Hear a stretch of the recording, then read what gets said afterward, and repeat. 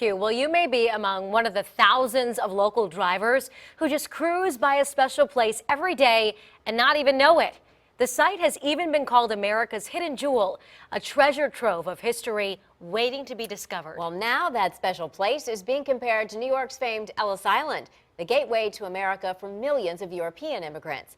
Don Roberts shows us this hidden jewel of history at the southern tip of Hampton. Hey guys, I'm talking about Fort Monroe, the former Union Army post that helped guard the entrance to Hampton Roads. Well, back in 1861, 3 enslaved men in the Norfolk area escaped and made their way to the fort.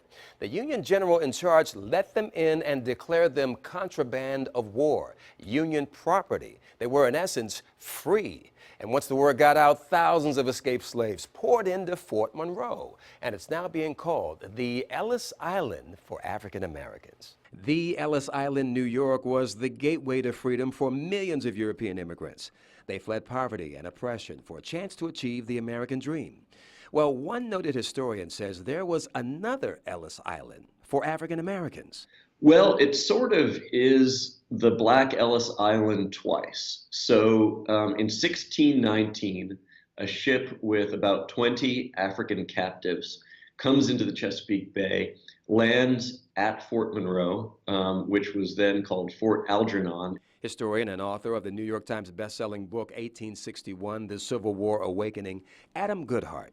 So slavery, American slavery began at that spot, but American freedom also began at that spot. Goodhart says there were about 4 million enslaved people in the U.S. in 1861 when the Civil War broke out. And in May of that year, a pretty remarkable thing happened that opened the floodgates to freedom right here at Fort Monroe. It really started with 3 very brave young men, Frank Baker, James Townsend, and Shepard Mallory, who were enslaved men in the Hampton Roads area.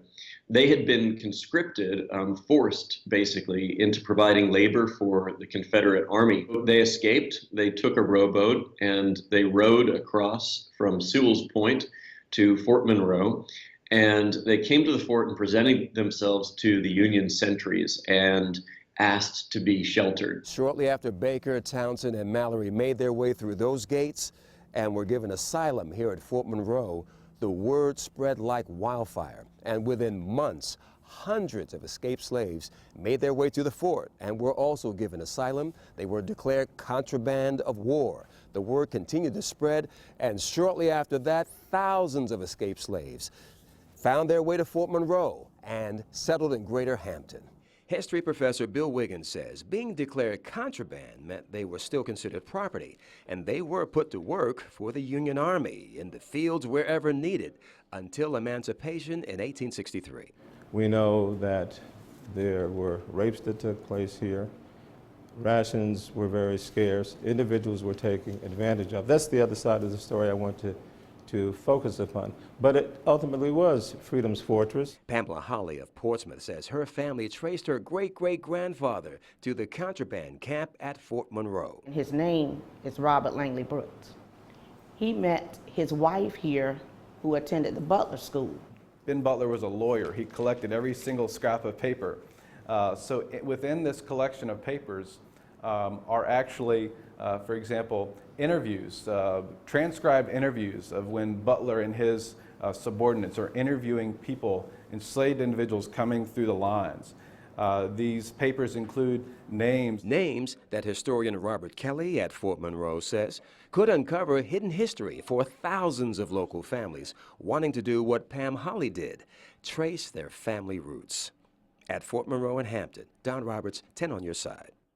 The superintendent of Fort Monroe's National Monument, Terry Brown, says the park will recognize the contraband history with a week of activities in May. And Fort Monroe is planning to open a new visitor center next year that'll pay special tribute to the contraband history. 10 on your side is committed to celebrating Black History Month. You'll see more of these special reports all February. Our Hidden History special presentation will air Sunday night at 6:30 on Fox 43 and again at 4:30 on February 11th.